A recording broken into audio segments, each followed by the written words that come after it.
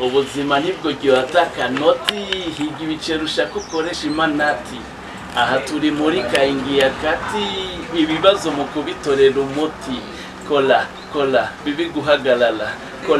kola wirinde gukora abana ntacyo muvugana udafise amakwaca si bwa bwana baravana reka gusubira amaso umuntu aho wo kwica nibashaka ubuzana amajambo bashaka ubuzi gukorayo no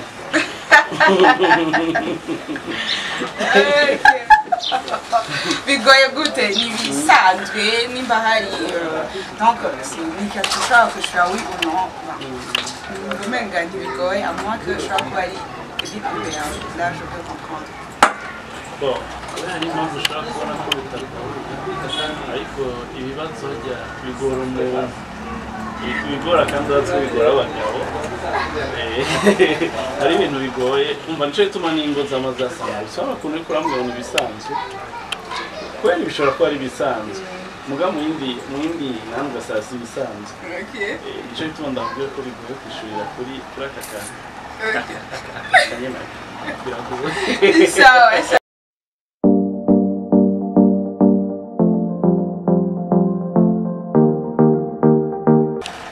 Hello beautiful people, hello bakunzi ba Ray TV aho murereye hose baba bari hagati mu gihugu baba bari hanze y'igihugu mwaramutse cyane mwiriwe bivaye naho muherereye kuri micro muri kumwe na Bella Belsi aka Baby Bo inyuma ya kamera turi kumwe na Alpha aka The Big Man ndi kumwe n'umutumire turi kumwe twamusanze muri studio ya Indonia Records uno munsi nashaka ndabahamagarire premièrement ko byama imbere yuko tutangura kino kiganiro ufyonda like subscribe na share hama stay in touch umutumire turi kumwe nawe sundi nibaza yuko nshobora kumuha akanya akabibwira wariwe meze neza abaramukije ushobora kwibwira abakunzi ba Ray TV kamubwira uburiwe kabidondora kamandana kiganiro cyacu Oje nitwa Abraham Nkunzimana muga amazina muzika ashoboye kunyita ni Abraham Burundi Obelix Burundi tarajya akabwa umwe sawa nkuko mwabyumvise ni Abraham Burundi Obelix n'umuririmbyi w'umurundi twaje kumuraba tumusanze ahantu ari karakorera ibikorwa byiwe bya misi yose nyashuma bari muririmbyi twamusanze muri studio za Indonia Records. So uno munsi mfise ibibazo byinshi shaka kubaza umutumire wacu Obelix yego cyane sibazo byinshi kubaza bagira ngo abarundi oya abasanzwe bakuzi n'atari bakuzi bakumenyereho maybe ngira abantu benshi cyane bifuza kumenya Obelix ninde akora iki maybe ngira n'abatakuzi yuko uri muririmbyi soit abari hanze y'igihugu abari mu gihugu hagati donc non seulement Obelix nshaka kubaza est-ce que l'idéal umunsi wa mbere watanguye kudecouvrir ko ufite talent y'uburirimbyi bon je sais ngo gutora kubera afite kera nakunda football rero foot nayo ari ukuntu hageze yuko tugira entraînement wasanga rero muva ku ishuri twese nkashika muri 13h30 entraînement nayo yari 14h urumva ivyo bica birananira ingene nshobora kubifatanya n'ishuri ko guheba football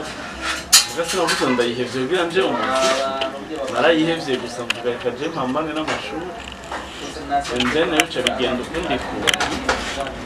abagenzi bamwe we naho nka kuririmba ujye warafite talent ngabo nabona nk'indoto ko nashobora kuronka uburyo bwo uretse n'ivyo sinabona n'inzira byo camwo mugabo rero natanguye kuzandana ari umuririmbyi w'abizitwa Akestanga uramuzi yatwara abana mu rupangu n'ibintu byose twarabitanguranye natwe bibananije hamwe Akesi yarantanze gutanga umuziki we yarashoboye kuronka amufasha bakomeye wigwe uretse ko ubu ari batwara amikoro turabagenzi byo abakomeye muri televiziyo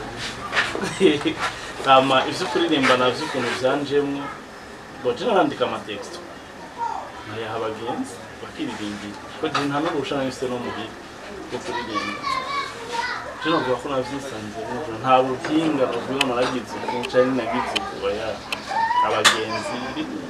ripima rimwe ariko umuziki rero nawo ndaje gusanga umeze nk'uruki iyo ugize gusa gatoya gafite umwanya se umuhungu umenga ugira kandi usete kandi wowe urabona biri ntabishashe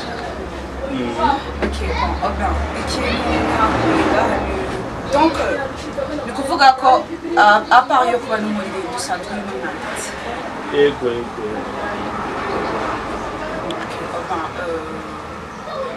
hariho abaririmbyi b'abarundi ushobora kuba umaze kwandikira indirimbo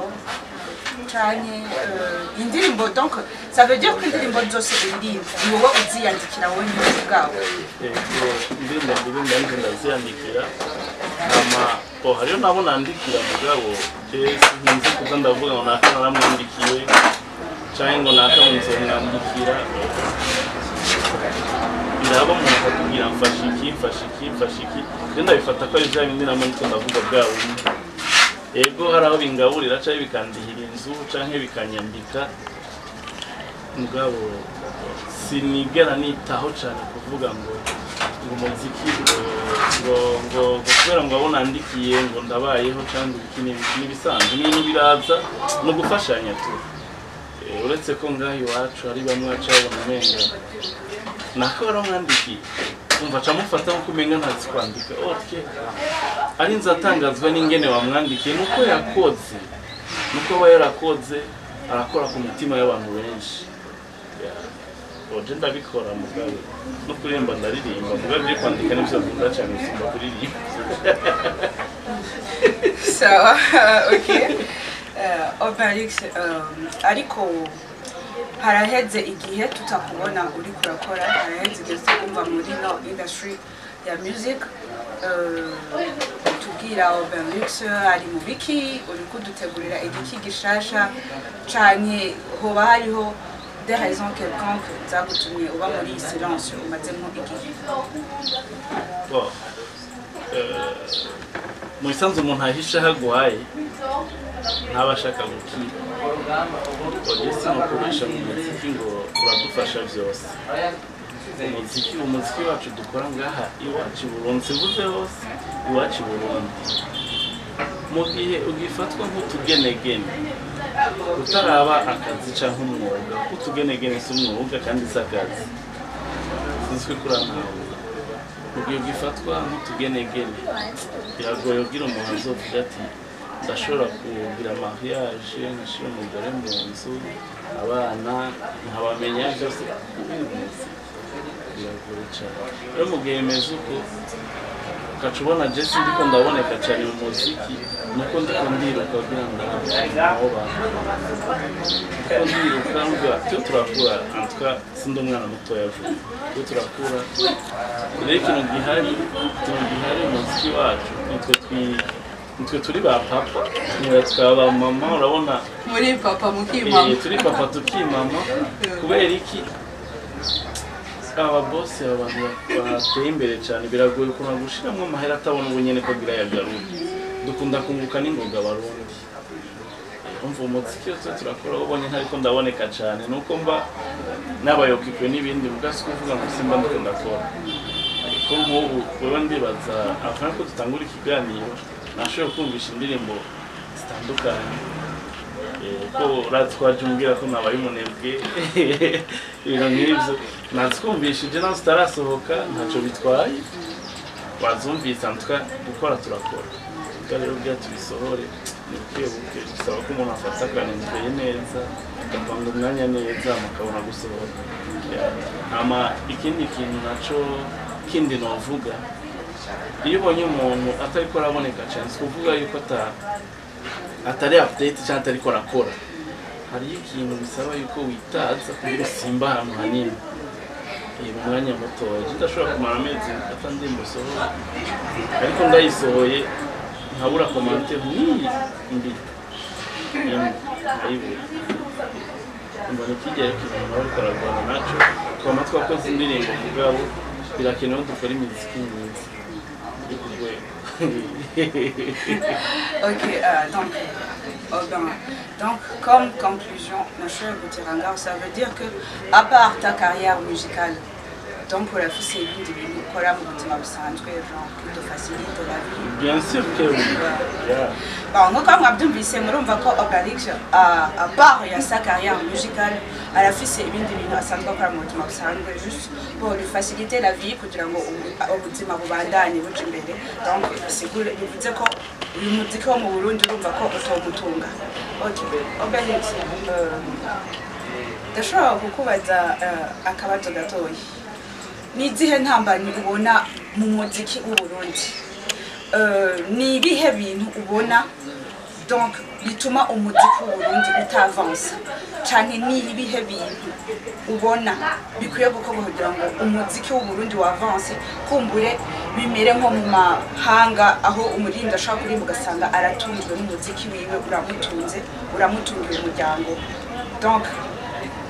ni izihe ntambamyi ubona ngaha ari muri iki gihugu cy'u Burundi? Bon, kumbajije ikibazo naho wacitse ngo akabazo gatoya. Si gatoya. Si gatoya. Sorry, si gatoya. Ikintu gihari je nohera ku baririmbyi kuko urabona nibo negereye cyane, nibo twebwe abaririmbyi harukunze ko dukora imiziki tutayikora nka twebwe, ariko dushaka kuyikora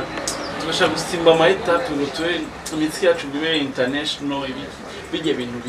birica kandi bikica kandi umuririmbyi, kuko umuntu ntaba ariko arakora umuziki nkawe, aba yahinduye ariko akora umuziki nk'undi muntu, sivyo? Hari umuntu ava muri style ashoboye akaja gukora indi style kubera abona igezweho ari iri ku isoko. Okay, iyo uhinduye bisaba kuhinduka, ugasanga umuntu yahinduye we ntiyahinduye. Hari abaririmbyi benshi zishobora kubavuga ko twe turakazisha ari twebwe ngaho iwacu urabizi, zishobora kubavuga ugasanga barahinduye amasitile yabo bashaka kugira batera intambwe n'ingoga. Okay, iyo ugiye bukebuke urashika iyo ushaka gushika. Hama ikindi kintu mu Burundi umuziki vraiment usabwa cyane sinokoresha, kuko turamaze kumva mu nkino, mu buriri, hehe, mu biki muri ibi na biriya haba hariho amahera, haba hariho amafo ava muri leta yo gufasha ivyo bintu, nambara abarimyi bakabaterera ibintu, nambara abakinyi kwama twavyumvise abakinyi bafise match ukumva umutegetsi kanaka canke umuntu kanaka bafise uburyo arabemereye 10 million, arabemereye miliyoni umwe umukinyi. Ibintu nk'ivyo twe muziki ntibiriho muko ibintu byose bifise iyo biva. Sinzi kurabona iyo nk'umupeta setana iwabo atanguye kwimama kugira ibintu by'abanywarwo. Ivyo bintu ni vy'abatandero, sishaka kubona uri umuririmbyi canke ibiki sokuru canke bajyana baririmba kera utabatunze ngo babandanye babayeho neza nk'uko vyari bitegereje. Rero ikintu gihari sinovuga ngo probleme muri baririmbyi gusa canke probleme biri ngo kuri leta, oya. Bisaba kwanza ko abantu bitahure, umuririmbyi yitahure, umujournaliste amenye icyo ariko arakora, kuko abajournaliste nabone bari mu bantu bateza imbere umuziki kandi bari no mu bantu basubiza inyuma umuziki, kubera ubu hari ibindi bintu vyaje ukabona umuntu bafite timu yiwe irimo abajournaliste, timu yiwe irimo abafana. Umva wa mufana wawe naho yo wakunda umuziki wanaka kubera ari umufana wawe yirinda kumushigikira, urumva ico kintu. Iyo ni probleme nini cyane yaje kumva ngo naka ngo afite timu yiwe, naka afite timu yiwe. Rero bijyanye no kugabura ngo amatimu ni timu yana timu yana kuri kukorera intambara. Amutoto naguciremo uri kuvuga timu genre ukuvuga amalebo amalebo genre team équipe c'est comme vous regardez ma team ya WhatsApp ça va c'est groupe ajya ma groupe rero ari umuntu usanga abafana wewe bakwitangira kugira bagushigikire usanga kandi abazogufana usanga atanu uburyo bufitiye rero kibabaje bakaza gufana wewe gushigikira wewe kugira utere imbere naho ufite problème ntibashaka ko problème yawe boyiresoudre ugasanga we barakureka ukigwira mu bibazo mugabo baguma kurwana ko wewe rero ugize ikibazo nanaka ico kibazo bageze nanaka nabone nuko nyine abafana usanga bari gufana gasaje ndagize concert hari umuririmbyi kanaka setimu yi kuba tudahuza cyane canke dufubujinga ko benshi bafubujinga gasanga abafana buye ntibaje kunshigikira urabona combien de fois babaje combien de fois bihombeshana sino kera aho baragira ibintu by'amakompetisiyo gasanga bose barazi abuyu baje bose gasanga amakompetisiyo niyo asigaye abahise ibisumbya amakosa asanzwe urumva icyo kintu n'amatimu arasambura aronona kuko ufite timu yawe uyibwira simpaka ushigikire jewe gusa n'abandi bashigikira urumva bijya birabona ikindi nakikubwiye nta fond badushiramwe abaririmbyi ikindi nakikubwiye n'abajournaliste hari abajournaliste usanga bari muri timu ya ntashobora kuvuza kubera afite umuntu avuza peut-être ko muba muririmba co kimwe canke mu scenari kimwe cyane ariko arakuvuza rero bigenda birica cane kandi cane Okay, Obelix, bon, usanzwe uririmba profane. Sindirimba profane ndirimba sekere ndimi zisanzwe. Profane indirimbo zayagiza shetani. Okay, sawa. Benshi rero ntitubitahura kumwe kuko hari aho uzomba avuze ati ngo uririmba gospel ngo canke uririmba profane. Urumva? Mfatiye par exemple kuri kijya gihe ntuzeya uriya muhungu Hope irakoze atsindira Taska Project from season 6 uretse ko aririmba gospel amode ati none uzobandanya uririmba gospel gusa avuga no ungiye kuririmba profane urumva nanje nabikora Genesis Disco tu comptes un jour kuririmba gospel bon uko benshi badatahura icyo gospel mu isanzwe n'ubutumwa bwiza gusa sindirimbo ivugwa mu Imana gusa n'ubutumwa bwiza jewe nokwemeza ibici ijana ku ijana ko akanota ari gospel tabura ari gospel kubera iki n'ubutumwa mpa abantu ara nk'akanota nkangurira urunganwe abajene gukora akora ko twama kumarigara akora ko twama tujya imihari ngo ibiki ngo biko biragenda ngo ibintu ngo bimeze uko no jewe ijya nayikoze kugira nkangurire urunganwe abashobora gukora amaturire ngo turamira cyangwa ngo nakera nasamara carahinduka ngo nakitwicaramo none gashaka abicare mu gute afite abantu no mwijoro bicarana ariko barayaga yumva mu mutwe ivyiyumviro bimeze neza agaruke kwicara handi cyo tutavuga inkumi n'imiziki yoshe n'ibishe tangura bwabo commentaire bw'uburofa ntashobora nakwikoza Okay, Obelix. Okay, nkaruko gukurikirana abatwese ko no muri by'umurundi esiko kuja akapela gato. Abantu bashobora kudekuvura talent yawe n'abatari Je sais pas, il y a c'est une chance de chanter difficile, je sais pas n'importe quelle chanson mais akapela gato. Ubuzima nibwo gihata noti higa ibicero ushaka ukoresha imanati aha turi muri kaingia kati ibibazo mu kubitorera umuti kola bibi guhagalala kola wirinde gukora abana naco muvugana udafise amakwaca si bwa bwana barabana reka gufyura amaso umuntu aho wo kwica nibashaka ubuzana amajambo bashaka ubuzi gukorayo no Okay, Obelix. Sawa urakoze cyane ndibaza mwamwumvishe ndafise akabazo gasa n'akanyuma Ogo mutwite utubazo wewe. Non, akakoko nakabazo donc Obélix arafise umukunzi ico nokwita muri France Titani. Titani. Sivyo kuvugira kuri bigoye gute ni bisanzwe nimba hari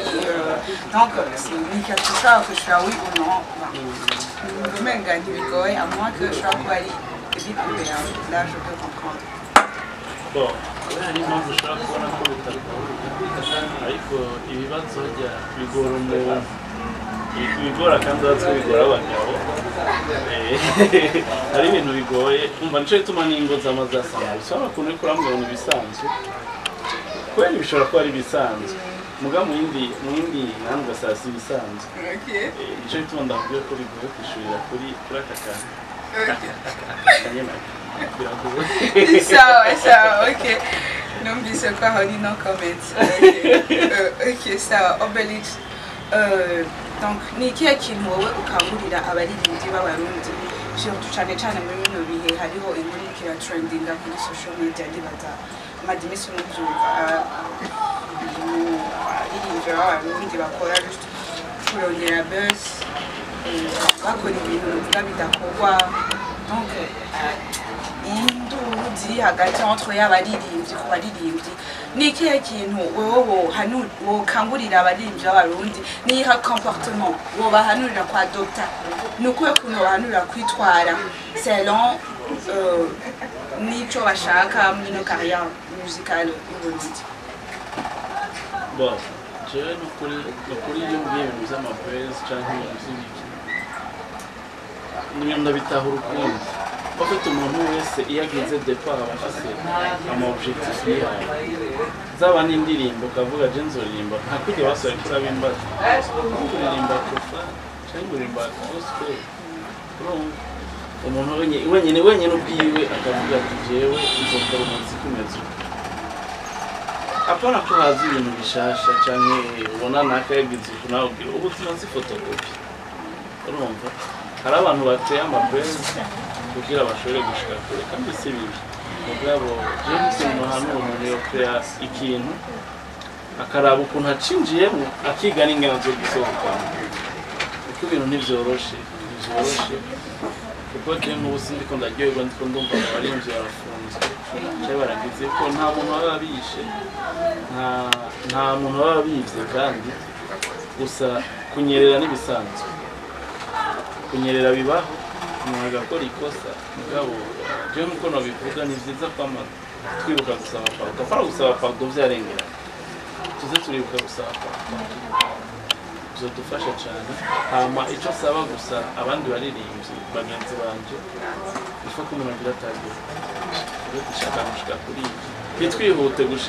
gushika kuri 10 ukiri kuri 1 canke 2 ubusimvye ibintu vyinshi